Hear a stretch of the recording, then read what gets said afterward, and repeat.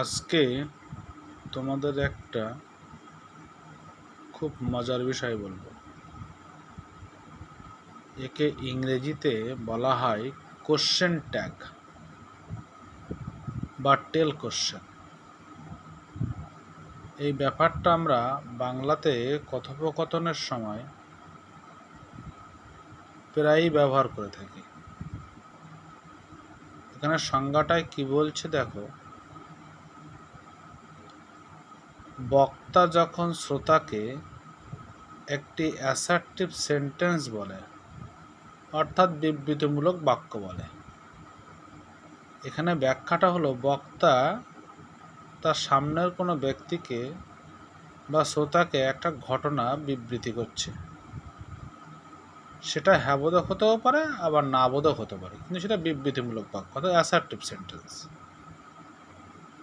তখন বক্তা তার সেই বক্তব্যের সমর্থনে একটা প্রশ্ন জিজ্ঞাসা করে ফেলে বা প্রশ্ন জিজ্ঞাসা করে। এই যে একটা বক্তব্য শেষে প্রশ্ন জিজ্ঞাসা করলো,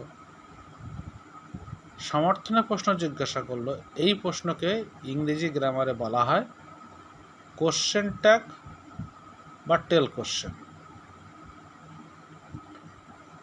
উদাহরণ দিলে তোমরা সহজেই বুঝতে পারবে। যেমন, আজ খুব গরম পড়েছে। এই আজ খুব গরম পড়েছে একটা অ্যাসার্টিভ বাক্য বা বিবৃতিমূলক বাক্য। বক্তা তোমাকে হয়তো বলছে বা আমি তোমাকে বলছি যে আজ খুব গরম পড়েছে। সঙ্গে একটা প্রশ্ন জিজ্ঞাসা করলাম, তাই না? ইংরেজিতে কি হবে? It is hot today, is not it. এই যে ইজ নট ইট, এই জায়গাটা ভালো করে খেয়াল করো বা লক্ষ্য করো। পরের বাক্যটা আবার খেয়াল করো, তোমরা গর্বিত ছিলে, তাই না?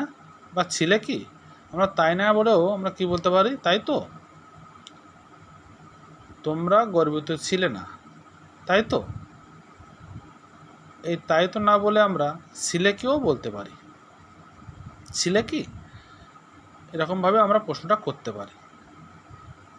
সেখানে উত্তরটা আসছে ইংরেজিতে, you were not proud, were you, তাই তো, বা ছিলে কি। এই জায়গাটা একটু বুঝতে হবে। যদি বাক্যটা অ্যাসার্টিভ হয় তাহলে ট্যাগ কোশ্চেন কিন্তু না বোধক হচ্ছে, অর্থাৎ বাক্যটা যদি হ্যাঁ বোধক হয় তাহলে ট্যাগ কোশ্চেনটা না বোধক হবে। যদি বাক্যটা না বোধক হয় তাহলে ট্যাগ কোশ্চেন হ্যাঁ বোধক হবে। আবার বলছি, যদি বাক্যটা হ্যাঁ বোধক হয় তাহলে ট্যাগ কোশ্চেন না বোধক হবে।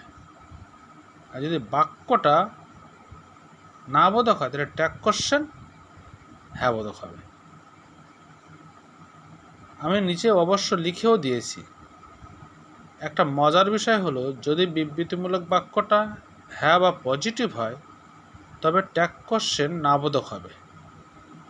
আবার বিবৃতিমূলক বাক্যটা না বোধক হলে বা নেগেটিভ হলে ট্যাগ কোশ্চেনটা হ্যাঁ বোধক হবে। Thank you.